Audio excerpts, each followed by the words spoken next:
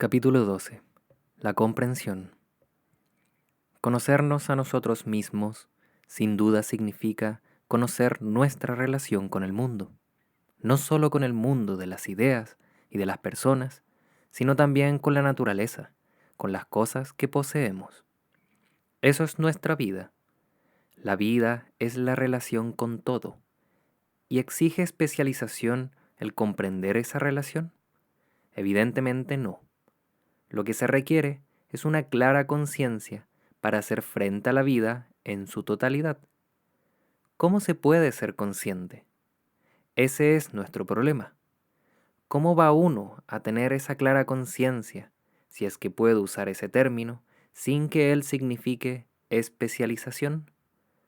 ¿Cómo va uno a ser capaz de enfrentarse a la vida como un todo?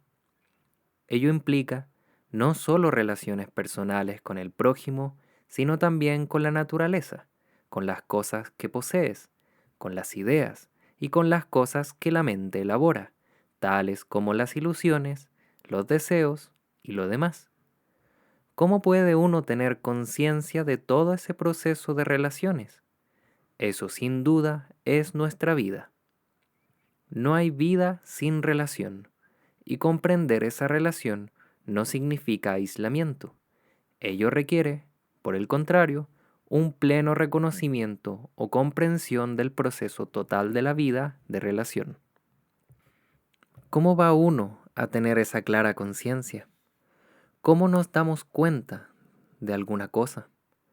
¿Cómo te das cuenta de tu relación con una persona? ¿Cómo percibes los árboles, el canto de un pájaro? ¿Cómo te das cuenta de tus reacciones cuando lees un periódico? ¿Y acaso nos damos cuenta de las respuestas superficiales de la mente, así como de las respuestas íntimas? ¿Cómo nos damos cuenta de cualquier cosa? Primero, sin duda, nos damos cuenta de una respuesta a un estímulo, lo cual es un hecho evidente. ¿No es así? Yo veo los árboles y hay una respuesta. Luego viene la sensación, el contacto, la identificación y el deseo. Ese es el proceso corriente, ¿verdad? Podemos observar lo que de hecho ocurre, sin estudiar libro alguno. De suerte que, por la identificación, sientes placer y dolor, y nuestra capacidad es ese interés por el placer y por evitar el dolor, ¿no es así? Si algo te interesa, si te brinda placer, inmediatamente surge la capacidad, a inmediata comprensión de ese hecho. Y si él es doloroso, se desarrolla la capacidad para evitarlo. De modo que, mientras dependamos de la capacidad para comprendernos a nosotros mismos, creo que fracasaremos, porque la comprensión de nosotros mismos no depende de capacidad alguna. No es una técnica que, a fuerza de pulirla constantemente, desarrollarás, cultivarás y acrecentarás a través del tiempo. Esta comprensión de uno mismo puede ponerse a prueba, seguramente, en la vida de relación. Puede ponerse a prueba en nuestra manera de hablar, en nuestro modo de conducirnos. Observa simplemente, sin condenar, sin ninguna identificación, sin comparación alguna. Observa simplemente y verás que ocurre una cosa extraordinaria. No solo pones término a una actividad que es inconsciente, porque la mayoría de nuestras actividades son inconscientes. No solamente pones término a eso, sino que, además, captas los móviles de lo que has hecho, sin adquirir, sin ahondar en ello. Cuando tienes una clara conciencia, ves el proceso total de tu pensar y de tu acción. Pero esto puede ocurrir tan solo cuando no hay condenación alguna. Cuando yo condeno algo, no lo comprendo, y este es un modo de evitar toda comprensión. Creo que la mayoría de nosotros lo hace adrede. Condenamos inmediatamente y creemos haber comprendido.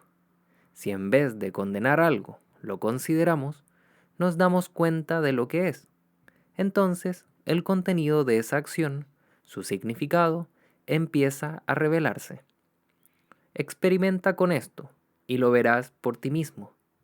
Date cuenta simplemente, sin sentido alguno de justificación, lo cual podría parecer más bien negativo, pero no lo es.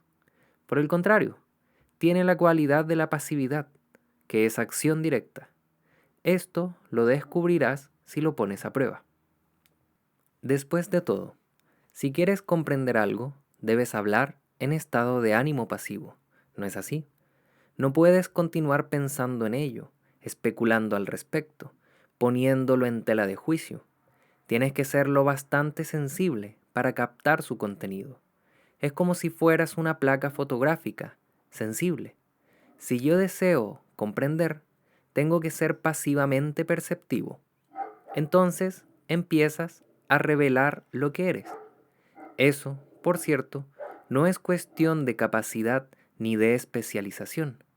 En ese proceso empezamos a comprender a nosotros mismos, no solo las capas superficiales de nuestra conciencia, sino las más profundas, lo cual es mucho más importante, porque es allí donde están nuestros móviles o intenciones, nuestros ocultos y confusos deseos, ansiedades, temores, apetitos.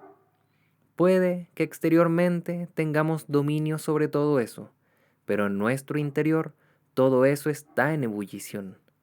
Mientras no lo hayamos comprendido por completo, mediante una clara conciencia, es evidente que no puede haber libertad, no puede haber felicidad, ni hay inteligencia.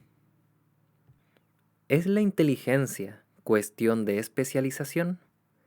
Entendemos por inteligencia la comprensión total de nuestro proceso, y ha de cultivarse esa inteligencia mediante alguna forma de especialización, porque eso es lo que ocurre, ¿verdad? El sacerdote, el médico, el ingeniero, el industrial, el hombre de negocios, el profesor. Nosotros tenemos la mentalidad de todas esas especialidades. Creemos que para realizar la más alta forma de inteligencia, que es la verdad, que es Dios, que no puede ser descrita, tenemos que hacernos especialistas. Estudiamos, buscamos a tientas, investigamos y, con mentalidad de especialistas o atendiéndonos al especialista, nos estudiamos a nosotros mismos para desarrollar una capacidad que ayude a aclarar nuestros conflictos, nuestras miserias. Nuestro problema, si es que de alguna manera nos damos cuenta de ello, consiste en saber si los conflictos, las miserias y las penas de nuestra existencia diaria pueden ser resueltos por otra persona. Y si no pueden serlo, ¿cómo nos será posible atacarlos? Es obvio que, para comprender un problema, se requiere cierta inteligencia, y esa inteligencia no puede derivarse de la especialización ni cultivarse mediante la especialización. Ella surge tan solo cuando captamos pasivamente el proceso total de nuestra conciencia, lo cual consiste en darnos cuenta de nosotros mismos sin opción, sin escoger entre lo bueno y lo malo. Cuando estás pasivamente alerta, en efecto, verás que como consecuencia de esa pasividad, que no es pereza, que no es somnolencia, sino extrema vigilancia, el problema tiene un sentido completamente distinto, y ello significa que ya no hay identificación con el problema, y por lo tanto no hay juicio alguno, y así el problema empieza a revelar su contenido. Si puedes hacer eso constantemente, en forma continua, todo problema puede ser resuelto de manera fundamental, no superficialmente. Y esa es la dificultad, porque la mayoría de nosotros somos incapaces de estar pasivamente conscientes, dejando que el problema revele su significación sin que lo interpretemos. No sabemos cómo considerar un problema desapasionadamente.